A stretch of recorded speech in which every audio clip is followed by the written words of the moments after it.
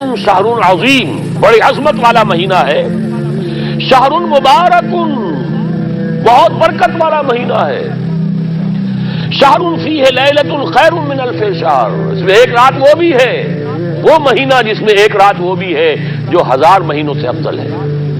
انا انزلناہ فی لیلۃ القدر وما ادراک ما لیلۃ القدر لیلۃ القدر خیر من الف شہر. اب جو اگلے دو جملے ہیں وہ نوٹ کیجئے. جعل اللہ صیامہ فریضۃ وقیام لیلہ تطوعا، اللہ نے ٹھہرایا ہے، قرار دیا ہے اس کا روزہ رکھنا تو فرض کے درجے میں، اور اس کی رات کا قیام تطوع کے درجے میں، اپنی مرضی پر، اپنی خواہش پر، نفل کے طور پر یہ تم پر لکھ دیا گیا ہے. لکھا تو گیا ہے، جعلہ تو ہے. مجعول کا جو پہلا مفعول ہے وہ کیا ہے؟ جعلہ کا. مجعول اول کیا ہے؟ دن کا روزہ. اور مجعول ثانی کیا ہے؟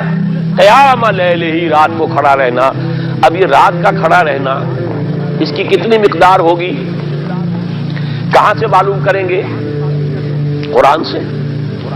جب یہ لفظ آیا ہے سورہ مزمل میں، یا ایھا المزمل قم اللیل الا قلیلا نصفہ او انقص منہ قلیلا او زد علیہ ورتل القرآن ترتیلا، یہ معنی ہے اے لحاظ کمبل میں لپٹ کر لیٹنے والے، کھڑے رہا کرو رات کو سوائے اس کے تھوڑے سے حصے کے، یعنی آدھی رات یا اس میں تھوڑا سا کم کر لو، جسے پھر کہا مفسرین نے 1/3 رات کم سے کم. اور زد علیہ، یا آدھی پر بھی کچھ زیادہ کرو، یہ 2/3 رات ہو گیا. ورتل القرآن ترتیلا، اور قرآن کو اتارا کرو تھوڑا تھوڑا تھوڑا. یہ ترتیل، تفعیل، تنزیل. جیسے قرآن تھوڑا تھوڑا محمد پر نازل ہوا صلی اللہ علیہ وسلم، ایسے ہی تھوڑا تھوڑا تھوڑا قرآن اپنے اندر اتارو. ہیمر اٹ ڈاؤن، اپنے ذہنوں میں اتارو، اپنے قلب میں اتارو. اس کے لیے رات کو کھڑے رہو. اور قیام اللیل کم سے کم 1/3 شب کے اوپر اطلاق ہوگا، اس سے کم پر تو اطلاق ہے ہی نہیں. اگلی حدیث پڑھیے. اور یہ ہے جو عام طور پر ہر مسجد میں بھی آج کل خوب یہ گونج رہی ہوگی، حدیث بیان ہوتی ہے، اس لیے کہ بخاری اور مسلم دونوں میں موجود ہے، متفق علیہ روایت ہے. اس سے اونچا تو درجہ سند کے اعتبار سے تو حدیث کا کوئی اور درجہ اس سے اونچا ہے نہیں.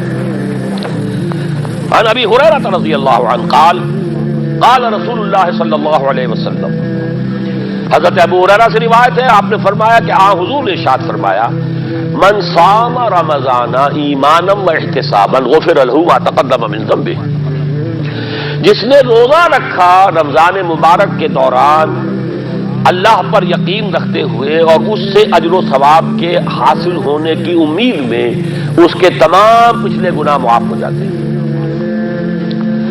ومن قام رمضان ایمانا واحتسابا غفر له ما تقدم من ذنبه، اور جو کھڑا رہا رمضان کے دوران، کھڑا رہا ہے جیسے ساما، میں نے شروع میں آپ سے عرض کر دیا تھا، یہ مصدر ساما یصوم صوما قام یقوم قیاما. ومن قام رمضان، جو کھڑا رہا رمضان کے دوران، پورے رمضان کے دوران کھڑا رہا، ایمان و احتسابا کی شرط پھر وہی ہے، غفر له ما تقدم من ذنبه، وہی اجر اس کا بھی ہے. ومن قام لیلۃ القدر ایمانا واحتسابا غفر له ما تقدم من ذنبه، اور جو خاص طور پر لیلۃ القدر میں کھڑا رہا ایمان اور احتساب کے ساتھ، اس کے بھی پچھلے گناہ معاف ہو گئے. اب یہ قامہ اور ساما جیسے آ رہا ہے ایک دوسرے کے ساتھ پیرلل ہو کر، اس کو نوٹ کر. من صام رمضان من قام رمضان، کیا یہ 1 گھنٹے کی تراویح جو ہے اس پر پوری اترتی ہے؟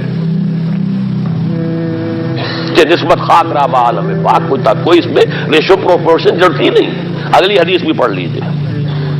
یہ وہی آگے عبداللہ ابن عمرو بن العاص رضی اللہ تعالی عنہما، جن کے بارے میں میں نے عرض کیا تھا، بہت ہی زاہد منش، بڑے عابد، ہر روز روزہ اور پوری رات نماز پڑھتے تھے، وہ راوی ہیں اس کے. عن عبداللہ ابن عمرو رضی اللہ عنہما ان رسول اللہ صلی اللہ علیہ وسلم قال الصیام والقرآن یشفعان للعبد، روزہ اور قرآن دونوں بندے کے حق میں شفاعت کریں گے. یقول الصیام، روزہ یہ کہے گا، اے رب، اے پروردگار، انی منعتہ الطعام والشہوات بالنہار، میں نے تیرے اس بندے کو روکے رکھا کھانے پینے سے اور شہوت سے دن کے وقت، فشفینی فی، میری وجہ سے روکا رہا، یہ کھانے کو اچھے سے اچھے جو ہے وہ موجود تھے کھانے، اور پینے کے لیے اعلیٰ سے اعلیٰ مشروب تھے، یہ رکا رہا میری وجہ سے کہ روزہ رکھا ہوا تھا، اور جیسا میں نے کہا منکوحہ بیوی موجود تھی لیکن رکا رہا، تھامے رکھا اس نے اپنے آپ کو میری وجہ سے، تو میری شفاعت اس کے حق میں قبول فرما۔ وَيَقُولُ الْقُرْآنُ، اور قرآن یہ کہے گا مَنَعْتُهُ النَّوْمَ بِاللَّيْلِ، میں نے اسے روکا رکھا رات کو سونے سے، فشفینی فی، تو پروردگار میری شفاعت اس کے حق میں قبول فرما، فیشفعان، تو ان دونوں کی شفاعت قبول کی جائے گی۔ سوال یہ ہے کہ کیا روزہ 1 گھنٹے کا یا 2 گھنٹے کا ہے؟ تو یہ قیام جو ہے یہ 1 گھنٹے کا کیسے ہو گیا؟ تو میں نے پہلے کوشچن مارک آپ کے ذہن میں کھڑا کر دیا، اب جواب سنیے اس کا۔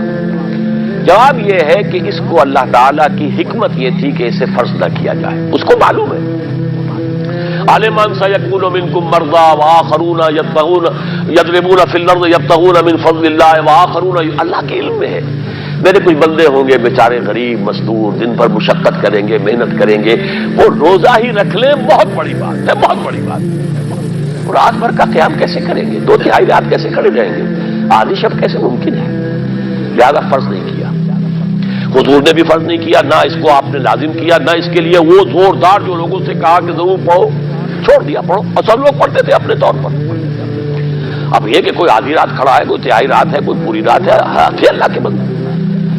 لیکن 3 دن حضور نے یہ باجماعت نماز پڑھا دی، لیکن پڑھائی ہے وہ تہجد کے وقت، یعنی لوگ رات کے وقت جو بھی ہے کھڑے ہیں، جاگ رہے ہیں، قرآن پڑھ رہے ہیں، لیکن یہ کہ خاص تہجد کے وقت آپ اپنے حجرے سے برآمد ہوئے تو لوگ جمع ہو گئے، آپ کے گرد جمع ہو گئے۔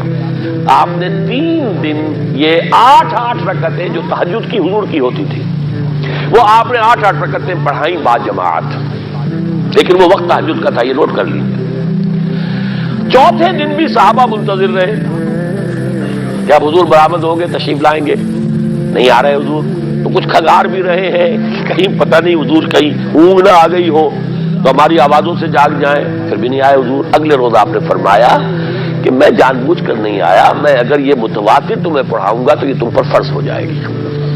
یہ ہے وہ رافت اور رحمت، بالمومنین رؤوف الرحیم، جو اللہ تعالیٰ کی شان ہے رحمان الرحیم ہونے کی، بالمومنین رؤوف الرحیم، یہ محمد الرسول اللہ کی ہے، تم پر یہ سختی جو ہے یہ تمہارے لیے قابل برداشت نہیں ہوگی، لہذا میں نے یہ 3 دن صرف پڑھائی ہے، اگر مسلسل پڑھاتا تو فرض ہو جاتا۔ یہاں تک تو ہے حکمت نبوی کا معاملہ، اب آیا حکمت صحابی یا حکمت خلیفہ راشد۔ یہی معاملہ رہا حضور کی حیات طیبہ کے دوران، یہی حضرت ابوبکر رضی اللہ تعالیٰ عنہ کی خلافت کے دوران، یہی حضرت عمر کا بھی ابتدائی دور، لیکن دور خلافت عمر فاروق کے دوران یہ واقعہ آیا کہ حضرت عمر داخل ہوئے مسجد میں، دیکھا رات کے وقت، ابھی کوئی باجماعت تراویح کا کوئی انتظام نہیں تھا، آپ نے دیکھا کچھ لوگ مسجد کے اس کونے میں کھڑے ہیں، ایک حافظ ہے، ساتھے تو حافظ نہیں ہوتے تھے نا، تو کوئی حافظ ادھر، انہوں نے 5 6 7 8 آدمیوں نے کسی حافظ سے گزارش کی، وہ انہیں قرآن سنا رہا ہے، وہ کھڑے سن رہے ہیں، کوئی دوسرے کونے میں ایک دم گٹا ہے کہ اس کے تیسری طرف ہے، کہیں ہے، تولیوں کے اندر لوگ جو ہے وہ قیام اللیل کا حق ادا کر رہے ہیں۔ آپ نے فرمایا کیا ہی بہتر ہو کہ یہ سب جمع ہو جائیں کہ امام کے پیچھے، اور پھر یہ کہ اسے عشاء کے ساتھ متصل رکھ دیں، تاکہ جس کو کہتے ہیں عربی میں ما لا یترک کلہ لا یترک کلہ، اگر کوئی شے کل کی کل حاصل نہیں ہو سکتی تو کوئی شخص بھی مسلمان بالکل محروم نہ رہ جائے، کم سے کم یہ 20 رکعت تراویح تو پڑھے اور قرآن سن لے، تاکہ کسی نہ کسی درجے میں تو اس کا بھی حصہ ہو جائے اس کی برکات میں سے۔ یہ ہے حکمت حضرت عمر فاروق کے فیصلے کی۔ اور چونکہ حضور نے فرمایا علیکم بسنتی و سنت الخلفاء الراشدین المہدیین، تم پر لازم ہے کہ میری سنت کو اور میرے خلفاء راشدین کی سنت کو مضبوطی سے پکڑو، یہ وجہ ہے کہ فقہاء اربعہ جو ہیں ہمارے، وہ سب کے سب اس کو واجب کے درجے میں رکھتے ہیں، اس لیے کہ یہ فیصلہ حضرت عمر کا ہے، عمر خلیفہ راشد ہیں رضی اللہ تعالی عنہ، لہذا یہ نظام بن گیا تراویح کا۔ اب میں اس کی نفی نہیں کر رہا، لیکن جو سمجھتا ہے کہ اس سے اصل حکمت اور غرض و غایت پوری ہو گئی، وہ مغالطے میں مبتلا ہے۔ یہ تو علل اقل کم سے کم اس درجے میں کہ ہر مسلمان کم سے کم اس درجے تک تو جو ہے وہ کچھ نہ کچھ حظ حاصل کر ہی لے اور وہ اس سے محروم نہ ہو بالکل ہی. ما لا یدرک کلہ لا یترک کلہ، اس درجے میں حضرت عمر کا فیصلہ ہے اور اسی کی وجہ سے ہمارے خلفاء، ہمارے جو ائمہ اربعہ انہوں نے قبول کیا ہے. اور یہی اس مسئلے کا حل ہو جائے گا. جو اہل حدیث حضرات اس کے اوپر جو ہے چیلنج بھی شائع کرتے ہیں، کوئی ثابت کر دے حضور سے 20 رکعتیں تو ہم اتنے لاکھ ہم بھی کہتے ہیں کہ حضور سے ثابت نہیں ہے. کون کہتا؟ دعویٰ ہی نہیں. یہ تو حضرت عمر کا فیصلہ ہے. حضرت عمر کا فیصلہ، خلیفہ راشد کا فیصلہ، اس کو امت نے قبول کیا ہے، لہذا وہ نظام ہے، رہے گا. اور یہی جو ہے آپ کو معلوم ہے، حالانکہ یہاں اکثریت جو ہے وہاں پر وہ اہل حدیث حضرات کی ہے سعودی عرب میں، حرمین میں وہی 20 رکعت تراویح ہوتی ہے. اس لیے کہ وہ ان کا جو آفیشیل مسلک ہے وہ مسلک حنبلی ہے، حنفی نہیں ہے. تو حنبلی مسلک میں بھی یہی ہے، شافعی میں بھی یہی ہے، مالکی میں تو 36 تک کی روایتیں موجود ہیں، 36 رکعت. لیکن یہ ہے کہ یہ ہے وہ 20 رکعت تراویح کا معاملہ، اس کی نفی میری بات سے نہ سمجھ لیجیے گا، وہ ٹھیک ہے، حضرت عمر کا فیصلہ ہے. پھر یہ کہ یہ آسان ترین ہے کہ عشاء کے ساتھ ہی متصل پڑھ لی. اور آج تو ہماری نیند کا کوئی حصہ اس میں جاتا ہی نہیں، کون سوتا ہے اس سے پہلے سوال ہی پیدا نہیں ہوتا. لیکن یہ جو کہہ رہے کہ قرآن کہے گا میں نے اسے نیند سے روکے رکھا، اس کا حق کہاں ادا ہوا؟ اس کا حق تو ادا ہوگا کہ تہائی ورنہ نصف شب کے لگ بھگ آپ جاگے قرآن کے ساتھ. اب سمجھیے اس کی غرض و غایت کیا ہے. اگر قرآن رمضان کا یہ دوگنا پروگرام سامنے آ گیا، اصلاً جو مطلوب ہے دن بھر کا روزہ اور رات کے اکثر حصے کا کم سے کم نصف شب جو ہے اس میں جاگنا قرآن کے ساتھ. اب اس کی جو حکمت اور غرض و غایت ہے وہ بھی اب آپ 2 درجوں میں سمجھیے. رمضان کا اب 2 عرصہ پروگرام، دن میں روزہ رکھو، اس روح کو مزمحل کرو. اس روح کو مزمحل کرو گے، اس میں جسم کو مزمحل کرو گے، حیوانی وجود کو، تو ہی اس روح کو کچھ ریلیف ملے گا. بھاری بوجھ کسی کے قدموں میں پڑا ہوا ہے، وہ کیسے اوپر اٹھے گا؟ ذرا اس کے نیچے جو وزن ہے، لنگر بھاری ہے جہاز کا، کیسے چلے گا؟ لنگر تو اٹھاؤ. تو اس طریقے سے وہ ذرا بوجھ سے اس کو تھوڑا سا ریلیف دو. رات کو کھڑے ہو جاؤ، اب اپنی روح پر نازل کرو اللہ کے کلام کو. تیرے ضمیر پہ جب تک نہ ہو نزول کتاب، گرہ کشا ہے نہ راضی نہ صاحب کشاف. اب یہ پھوار پڑ رہی ہے تمہارے اوپر، تمہارے اندر اس کو جذب ہونا چاہیے. اس سے کیا ہوگا؟ روح کو تقویت حاصل ہوگی. اس کو مثال سے پہلے سمجھا دوں. کوئی شخص پیاس سے مر رہا تھا، اس درجہ پیاسا تھا کہ اس کے اوپر بے ہوشی بھی طاری ہو گئی. کوئی شخص آیا، اس نے پہلے اس کو پانی کے چھینٹے دیے، کچھ ہوش میں آیا. اب اسے پانی کا کوئی کٹورا لگا دیا اس کے منہ سے. پانی کے ایک گھونٹ کی جو لذت اسے اس وقت محسوس ہوگی، کیا کبھی زندگی میں کسی کو محسوس ہو سکتی؟ یہ پانی کتنی بڑی قیمت ہے، قیمتی شے ہے. یہ تو اسی سے پوچھئے جسے شخص پیاس لگی تھی اور پیاس کی وجہ سے بے ہوش ہو گیا. اسے پانی کا ایک گھونٹ، جیسے کہ آپ تصور کر سکتے ہیں پیاس سے کوئی مر رہا ہو بادشاہ، وہ اپنی پوری سلطنت دے دے گا، مجھے ایک کٹورا پانی دے دو، بابا لو سلطنت دے، جان سے جا رہا ہوں میں. تو اس وقت پانی کی قدر و قیمت معلوم ہوگی. آپ کی روح بے ہوش، آپ نے روزہ رکھ کر اسے کوئی تھوڑا سا ریلیف دیا، چھینٹے ڈالے. اب رات کو آپ نے یہ آب حیات، ماء مبارکہ، دیکھیے مبارک کا لفظ 2 چیزوں کے ساتھ قرآن میں ہے. ماء مبارکہ، بارش جو آسمان سے اترتی ہے، یہ پانی مبارک ہے. برکت کہتے ہیں اسے ہے جو کسی شے کی مخفی جو قوتیں ہیں انہیں اجاگر کر کے باہر لے آئے، یہ برکت ہے. زمین کے اندر روئیدگی ہے، بارش برسی، اندر سے نکل آیا. اسی طرح کتاب مبارک، یہ کتاب مبارک ہے، یہ کتاب مبارک ہے. یہ تمہارے اندر سے تمہاری سوئی ہوئی روح کو بیدار کر کے پھر اسے غذا دیتی ہے. اب جب وہ قرآن کو پڑھے گا یا اس کو قرآن اس کے اندر جائے گا، اسے معلوم ہوگا اس سے بڑی کوئی نعمت نہیں. یہ ہے شکر جو پیدا ہوگا اب اس کی گہرائی کے، اس کے دل کی گہرائیوں میں. شکر کے معنی کیا ہے؟ احسان کی قدر شناسی. شکر کو امام راغب نے 3 مرحلوں میں بیان کیا ہے. شکر بالقلب، پہلے تو آپ کو معلوم ہو جو نعمت کسی نے دی ہے کتنی بڑی ہے. یہ احساس نہیں ہے کسی بچے کے ہاتھ پہ آپ نے ہیرا رکھ دیا، اسے کیا پتا یہ ہیرا ہے یا یہ کوئی کانچ کا ٹکڑا ہے، وہ کیا کرے گا اس کی قدر. بلکہ ٹافی دیں گے تو وہ سمجھے گا کہ یہ زیادہ اچھی چیز دی ہے مجھے، اس پتھر کا میں نے کیا کرنا ہے، اس لیے اسے معلوم ہی نہیں کہ یہ ہیرا ہے۔ جب تک کسی نعمت کی قدر و قیمت کا احساس نہ ہو اس کے متناسب پروپورشنیٹ شکر آپ کر ہی نہیں سکتے۔ پھر آپ کو زبان سے شکر ادا کرنا ہے، الحمدللہ الذی انزل علی عبدہ الکتاب، زبان سے شکر ادا کیجیے۔ پھر اس کا شکر کا حق ادا کرنا ہے، اس نعمت کو استعمال کرنا ہے۔ اگر نعمت لا کے رکھ دی تو بھی یہ ناشکری ہے۔ کسی بچے کو لا کر کسی اس کے والد نے کتاب نہیں بڑی عمدہ اور وہ بڑا مہذب بچہ ہے، تھینکس ڈیڈ یا ڈیڈی، اسے شکریہ ادا کر دیا، پھر کتاب جا کے جو رکھی کبھی کھول کے دیکھا ہی نہیں، تو ناشکری کر رہا ہے یا شکر کر رہا ہے؟ زبان سے تو شکر ادا کیا تھا تو ناشکری کر رہا ہے، لاقدری کر رہا ہے، اس کو پڑھا ہی نہیں۔ قرآن کا شکر کیا ہوگا؟ وہ میرا کتابچہ جو ہے مسلمانوں پر قرآن مجید کے حقوق اگر وہ سمجھیں گے، جو کہ میری اس پوری دعوت قرآنی کی جڑ اور بنیاد ہے۔ دو چھوٹے چھوٹے کتابچے، ایک سن 67 میں لکھا تھا اسلام کی نشت ثانیہ کرنے کا اصل کام، یہ اسلام کی ریوائول کیسے ہوگی، اس کی شرط لازم کیا ہے، اصل کام کیا ہے۔ ہم نعرے لگانے پر آ گئے ہیں، جلوس نکالنے پر آ گئے ہیں، ہم یہ کر رہے ہیں، ہم وہ کر رہے ہیں، تلواریں بھی اٹھا لی ہیں، گولیاں بھی کھا رہے ہیں، جانے بھی دے رہے ہیں، اصل کام نہیں کر رہے۔ وہ اصل کام کیا ہے؟ یہ سن 67 کی میری تحریر ہے، اسلام کی نشت ثانیہ کرنے کا اصل کام۔ اور پھر سن 68 کی میری 2 تقریریں تھیں جب میں نے جمعے کا خود خطاب کیا تھا مسجد خضرہ سمن آباد میں، مسلمانوں پر قرآن مجید کے حقوق۔ اس کو مانو جیسے کہ ماننے کا حق ہے، اس کو پڑھو جیسے کہ پڑھنے کا حق ہے، اس کو سمجھو جیسے کہ سمجھنے کا حق ہے، اس پر عمل کرو جیسے کہ عمل کا حق ہے، اور اسے 4 دانگے عالم میں پھیلاؤ۔ یہ تمہارے پاس امانت ہے محمد رسول اللہ صلی اللہ علیہ وسلم کی، بلغوا عنی ولو آیۃ، پہنچاؤ میری جانب سے ایک ہی آیت پہنچاؤ۔ کس نے فرمایا؟ محمد رسول اللہ۔ مفشو ہو، عام کرو، اسے پھیلاؤ۔ 5 حقوق ہیں مسلمان پر، لیکن یہ سارے حقوق کب ادا ہوں گے؟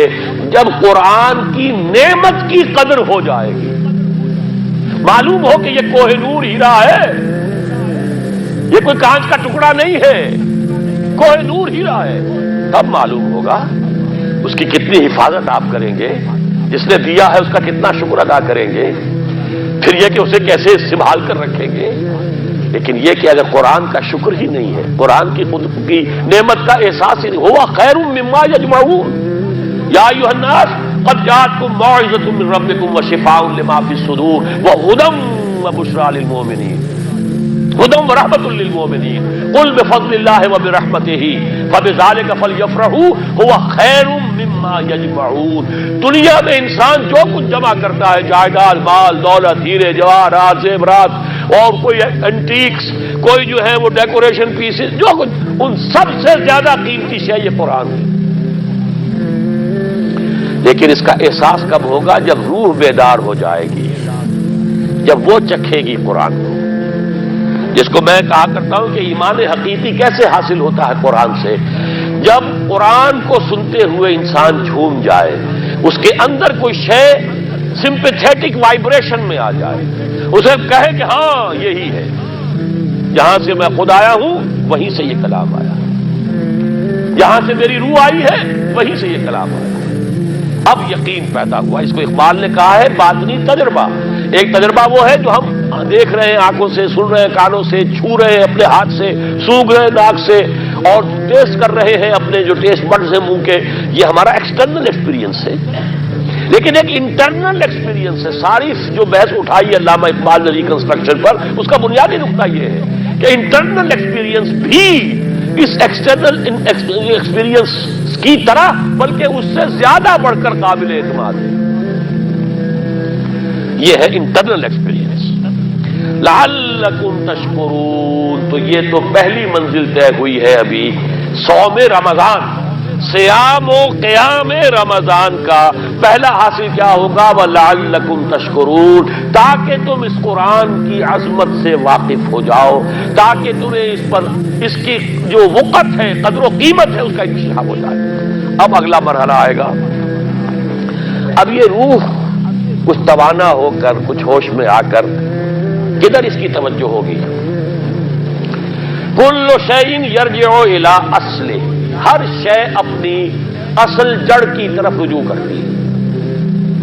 ہمارا حیوانی وجود زمین کی طرف جاتا ہے، یہ سورہ اعراف میں جو کہا ہے بلعام بن باورہ کے بارے میں، وَلَكِنَّهُ أَخْلَدَ إِلَى الْأَرْضِ، زمینی خواہشات ہی کے چکر میں آپ ہیں تو گویا کہ آپ زمین میں دسے جا رہے ہیں۔ روح بیدار ہوگی تو کدھر متوجہ ہوگی؟ اپنے مرکز کی طرف مائل پرواز کا حسن، بڑا پیارا مصرع ہے، اگلا مصرع میں نہیں پڑھتا، لیکن یہ کہ یہ اپنے مرکز کی طرف، اپنے منبع اور سرچشمے کی طرف، کہاں سے آئی یہ روح؟ امر ربی، کہ ادھر متوجہ ہو۔ ہم پڑھا کرتے تھے اپنے ہائی اسکول کے زمانے میں، تو جو صبح پریئرز ہوتی تھی اس میں خاص نظم تھی، مجھے یہ معلوم نہیں شاعر کون ہے، مجھ کو ہے تیری جستجو مجھ کو تیری تلاش ہے، خالق میرے کہاں ہے تو مجھ کو تیری تلاش ہے۔ اب آپ دیکھیے پورے مذاہب کی تاریخ میں انسان کہاں کہاں گیا ہے خدا کو ڈھونڈنے کے لیے۔ کوئی برف پوش چوٹیوں کے اوپر جو ہے تپسیا میں لگا ہوا ہے، کیوں؟ رب کا قرب حاصل کرنے کے لیے نا، پرماتما سے لو لگانے کے لیے۔ وہ غاروں میں ہے تپسیا ریاضتیں کر رہا ہے، کوئی صحراؤں میں گیا ہے، گوتم بدھ کہاں کہاں گیا ہے، کہاں کہاں گیا ہے، کچھ آپ کو اندازہ ہی نہیں۔ انسان اس کے اندر کوئی شے ہے جو کسی کو تلاش کر رہی ہے۔ میرے اندر ہی وہ شے بھی ہے جو مجھ سے کہتی ہے کہ کچھ کھانا ڈالو اس منہ کے اندر، اس پیٹ میں ڈالو، ہے وہ بھی میرے اندر شے۔ ان لنفسک علیک حقا، یقیناً تمہارے نفس کا بھی تم پر حق ہے۔ میرے اندر ہی کوئی شے ہے جو کچھ اور شے چاہتی ہے، کسی اور چیز کی متلاشی ہے، وہ کسی اور شے کے عشق میں ہے۔ یہ دوسری بات ہے، اسے ہم نے سلا رکھا ہے لوریاں دے دے کے تھپک تھپک کر، ہم تو اپنے جسم ہی کی طرف متوجہ ہیں، لہذا ہمیں وہ پیاس محسوس ہی نہیں ہوتی کہ یہ بھی واقعی میرے اندر کوئی پیاس ہے۔ روح بیدار ہوگی تو وہ پیاس جو اس کے اندر اب پیدا ہوئی ہے وہ کدھر متوجہ ہوگی؟ اپنے پروردگار کی طرف۔ یہ ربط ہے اگلی آیت کا، آپ پڑھیے، وَإِذَا سَأَلَكَ عِبَادِي عَنِّي فَإِنِّي قَرِيبٌ۔ اپنے مرکز کی طرف متوجہ ہوگی، اپنے منبع اور سرچشمے کی طرف متوجہ ہوگی، اپنے مبدا کی طرف متوجہ ہوگی، تو اے میرے نبی صلی اللہ علیہ وسلم، جب میرے بندے آپ سے میرے بارے میں پوچھیں، فَإِنِّي قَرِيب، انہیں بتا دیجئے میں قریب ہی ہوں، کہیں دور نہیں، اس کی رگے جاں سے بھی زیادہ قریب ہے۔ ہم قریب ہیں، جب چاہو ہمیں پکارو، جب چاہو دعا کرو، جب چاہو باریابی حاصل کر لو۔ ہم تو مائل میں کرم ہیں، کوئی سائل ہی نہیں۔ ہم تو ہر روز رات کے آخری گھڑیوں میں سمائے دنیا تک نزول فرماتے ہیں، اور ہماری طرف سے پکارنے والا پکارتا ہے، حل من مستغفر فاغفر لہ، ہے کوئی استغفار کرنے والا کہ میں اسے بخش دوں؟ ہے کوئی مانگنے والا، حل من سائل فاعطیہ، ہے کوئی مانگنے والا جسے میں دوں؟ تم سوئے ہوتے ہو، ہم تو غافل نہیں، تم غافل ہو، متوجہ تو ہو، آؤ تو صحیح ہماری طرف۔ حدیث قدسی میں آیا ہے، میرا بندہ میری طرف چل کر آتا ہے، میں دوڑ کر آتا ہوں، وہ بارش بھراتا ہے، میں ہاتھ بھراتا ہوں، میرا بندہ میرا ذکر اپنے دل میں کرتا ہے، میں اپنے جی میں اس کا ذکر کرتا ہوں، یاد کرتا ہوں اسے، اور میرا بندہ اگر کسی محفل میں میرا ذکر کرتا ہے، میں اس سے بہت اعلیٰ محفل میں اس کا ذکر کرتا ہوں، ملائے اعلیٰ کی محفل میں ذکر کرتا ہوں۔ یہ حدیث کے الفاظ ہیں کہ نہیں؟ تو تم غافل ہو بھائی ہم سے، ہم تو غافل نہیں۔ اغیب و وذو اللطائف لا یغیب وارجوہ رجال لا یخیب، میں غائب ہو جاتا ہوں، وہ تو غائب ہونے والی ہستی ہی نہیں ہے، ہر آن موجود، هو معکم اینما کنتم۔ وَإِذَا سَأَلَكَ عِبَادِي عَنِّي فَإِنِّي قَرِيبٌ أُجِيبُ دَعْوَةَ الدَّاعِ إِذَا دَعَانِ فَلْيَسْتَجِيبُوا لِي۔ لیکن اب آئی بات اصل،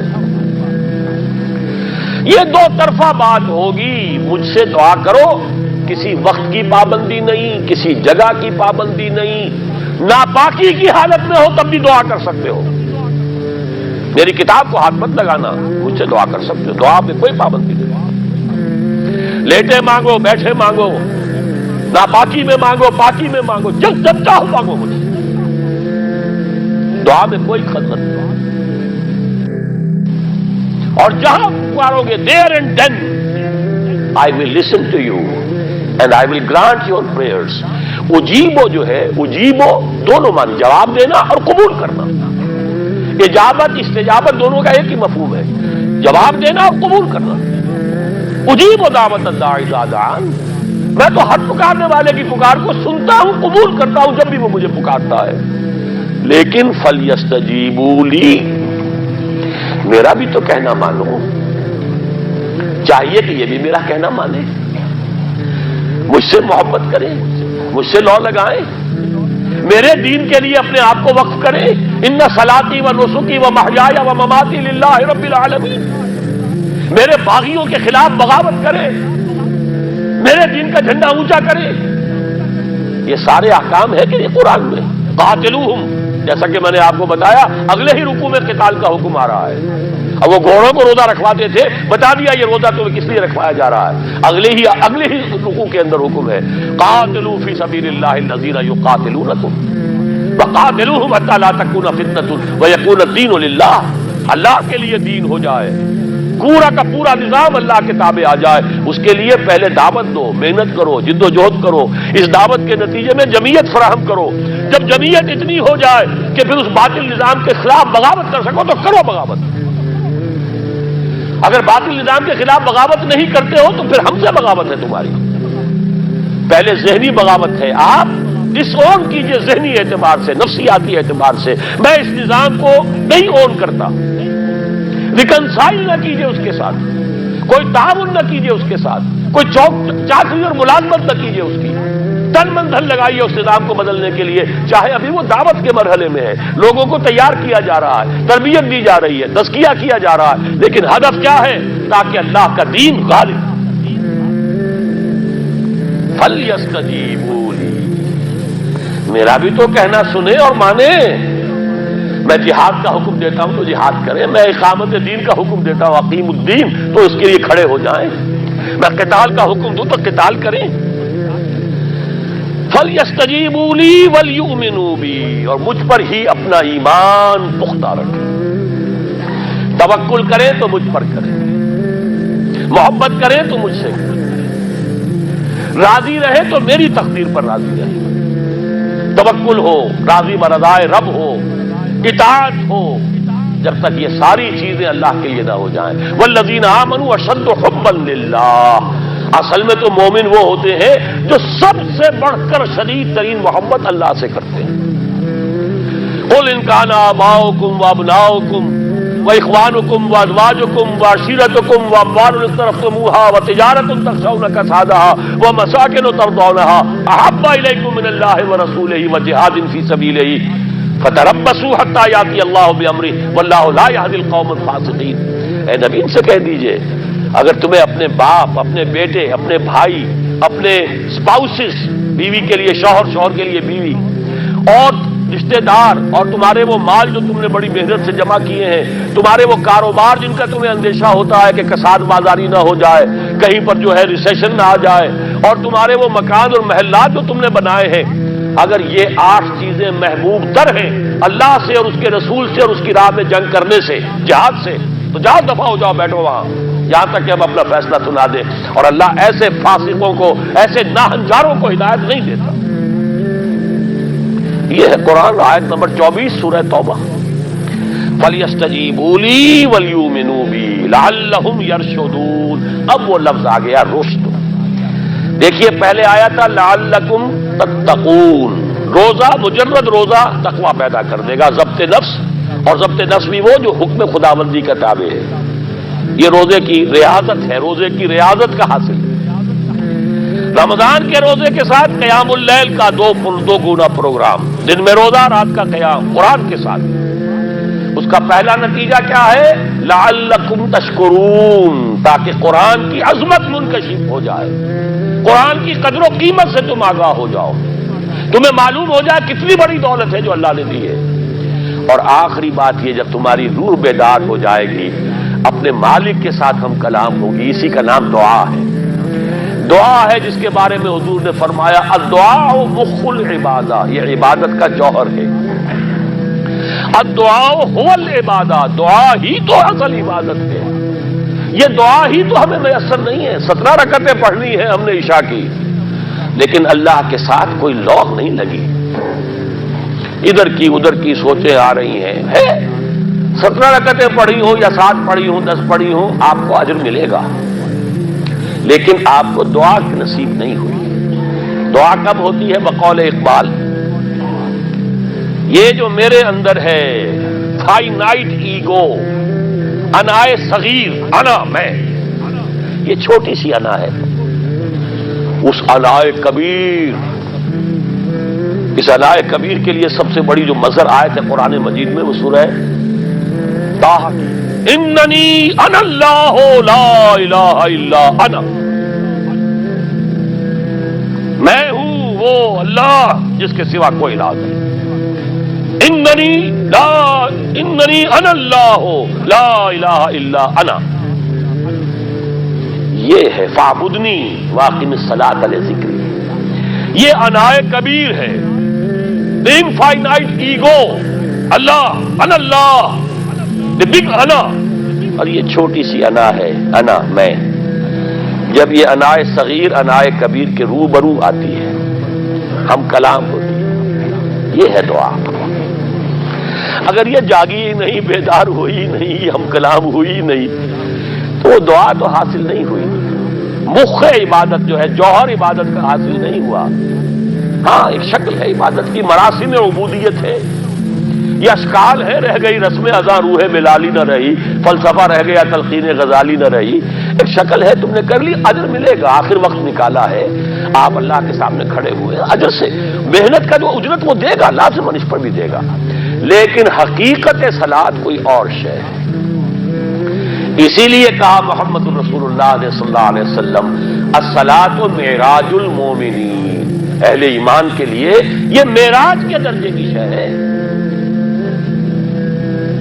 معراج میں مکالمہ ہوا تھا نا، التحیات للہ والصلوات والطیبات، یہ حضور نے فرمایا، السلام علیک ایھا النبی ورحمۃ اللہ وبرکاتہ، کس نے کہا؟ اللہ نے فرمایا، السلام علینا وعلی عباد اللہ الصالحین، حضور نے فرمایا اس سلامتی میں میں تمام اللہ کے نیک بندوں کو شامل کر رہا ہوں، سلامتی مجھ پر بھی ہو اور تمام اللہ کے نیک۔ یہ مکالمہ ہے، مخاطبہ ہے، جب تک یہ مکالمے اور مخاطبے کی شکل نہیں، اگر وہ انائے صغیر جاگی ہی نہیں، سوئی ہوئی ہے، بے ہوش ہے، پڑی ہوئی ہے، سسک رہی ہے یا مر چکی ہے، روح مر بھی جاتی ہے،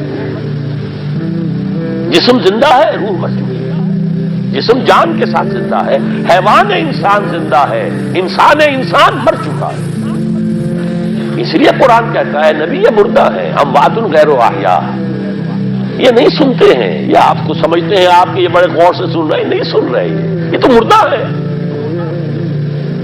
روحانی طور پر مردہ ہے، ان کی روح مر چکی ہے، یہ تو حیوان رہ گیا زندہ، صرف یہ چلتے پھرتے مقبرے ہیں، یہ چلتے پھرتے تعزیے ہیں، اس کے سوا کچھ نہیں۔ یہ ابو جہل کون ہے اور ابو لہب کون ہے؟ یہ حیوان ابو جہل ہے اور حیوان ابو لہب ہے۔